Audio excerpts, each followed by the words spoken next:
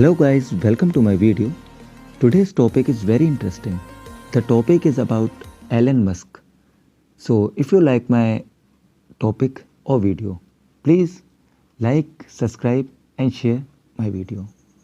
When Twitter agreed to sell itself to Elon Musk for 44 billion on April 25, the two parties agreed to specify terms of merger, signed a document and filed it to the US Security and Exchange Commission (SEC).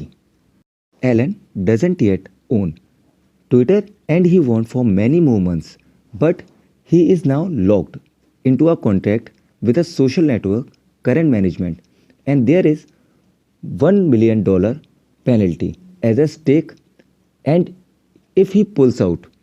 The two sides also agreed the certain rules of behavior for the period before the deal closes, and one day after the agreement was reached, Musk already broke the rules.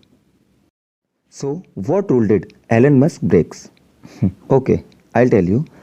Musk agreement with Twitter allow him to tweet about the merger so long as such tweet do not disparage Twitter or any or representative. Rafi Melkonian tweets, Musk can also pull out if Twitter does something naughty in between now and when the deal close next fall, but there's nothing weird here. Twitter can buy another company or sell itself or enter into a contract where it's pay me entire net worth, weight, etc. And the second tweet from Rafi Melkonian is, oh man, this is amazing. No random public announcement, that's normal. Except Elon Musk is allowed to tweet about the deal. Lots of love. But now, if he insults Twitter, I'll get back to the previous topic in a second. But he was too difficult to ignore. But on 26 April, Musk tweeted what could be considered two separate disparaging comments about Twitter employees. After Politico reported the Vijay Gade, Twitter's top lawyer and head of trust and safety, had cried in an internal meeting.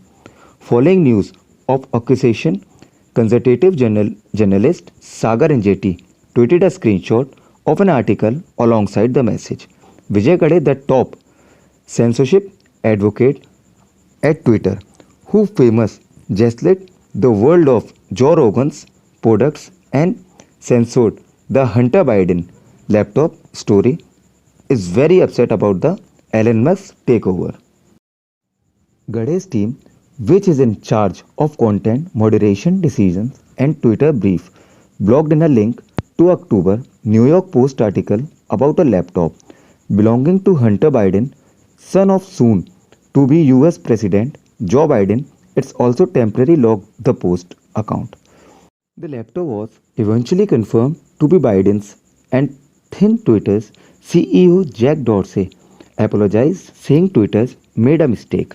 On Tuesday, Musk jumped into a fray, in essence agreeing with Agenti Criticus Gade, suspending the Twitter account of the major news organization for publishing a truthful story was obviously incredibly interpret the tweets. Elon Musk tweets suspending the Twitter account of a major news organization for publishing a truthful story was obviously incredibly inappropriate.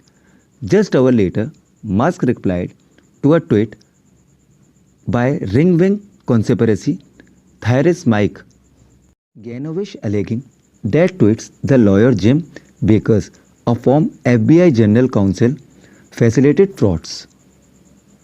Elon Musk can't stop tweeting. This is far from Musk's first play or towing the line on Twitter. As CEO of Tesla, he tweets to a lawsuit from the SEC over the regulator determined was a misleading tweets about securing funding take Tesla private.